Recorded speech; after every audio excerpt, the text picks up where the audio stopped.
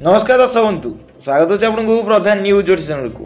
आज हूँ 10 नवेम्बर सोमवार। जाऊँ ओडिशार 15टी गुरुत्वपूर्ण खबर कौन रही है। 15टी गुरुत्वपूर्ण खबर आप जारी रखु। प्रथम खबर केंद्र कृषि मंत्री ओडिशा गस्त।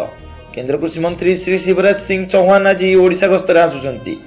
गस्त कार्यक्रम और कृषि क्षेत्र में ओडिशा पई किछि नुआ घोषणा पर नजर रहिबो। द्वितीय खबर होछि अंतर्जातीय मिलेट सम्मेलन। आज भुवनेश्वर में 2 दिनिया अंतर्जातीय मिलेट सम्मेलन आरंभ होछि। एथिरे मिलेट उत्पादन एवं व्यवहार उपर आलोचना हेबो। तृतीय होछि नुआपड़ा उपनिर्वाचन में प्रस्तुति। नुआपड़ा विधानसभा उपनिर्वाचन में राजनैतिक दल माने शेष पर्याय प्रचार को जोरदार करिसेंती।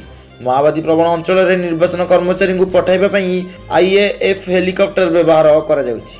चौथा खबर होछि जातीय सड़क कांग्रेस सम्मेलन। भुवनेश्वर में चलता जातीय सड़क कांग्रेस सम्मेलन में सड़क सुरक्षा पई एक नुआ जातीय नीति प्रस्तुत करा जाइछि। प्रथम बालीजात्रा 2025 कटक ऐतिहासिक बालीजात्रा नवेम्बर 5 रु 12 पर्यंत चलो। एथर यह 10 एकर परिव्याप्त अंचल में अनुष्ठित होछि। षष्ठ खबर होछि असंगठित श्रमिक पंजीकरण। राज्य में उठा दोकानी घरोई सहायिका रिक्शा चालक कृषि श्रमिक और प्रमुख को ओडिशा असंगठित श्रमिक सामाजिक सुरक्षा बोर्ड रे पंजीकरण प्रक्रिया आरंभ होइछि।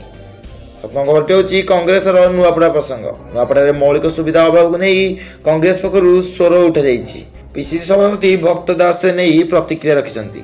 अष्टम खबर होछि राज्यर विभिन्न स्थान में पाणीपाग परिवर्तन। राज्य में धीरे धीरे शीत अनुभूत होछि। दारिंगबाड़ी में तापमात्रा 15 डिग्री तल को खसी आसी। नवम खबर होछि सुंदरगढ़ में माकड़र उपद्रव।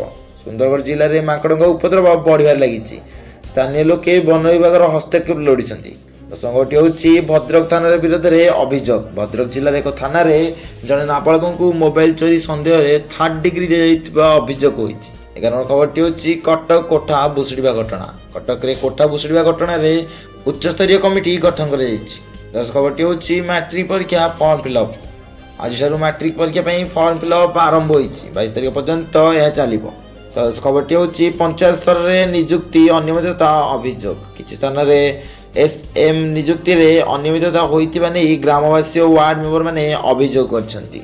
14 नंबर खबर होछि सरदार पटेल जयंती पालन। सरदार पटेल 150तम जयंती पालन अवसर में ओडिशा सरकार एकता माराथन आयोजन करछंती जेउथिरे मुख्यमंत्री जोग देबे। तो दर्शक बंधु आसी पहुंची जाइछि आजिर शेष खबर।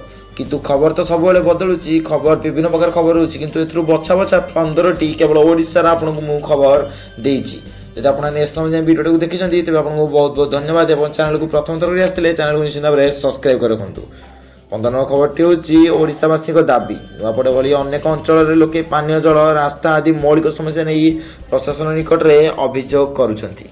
तेज देखा अन्य एक न्यूज अपडेट सहित रहुछि। नमस्कार, जय जगन्नाथ, जय हिंद।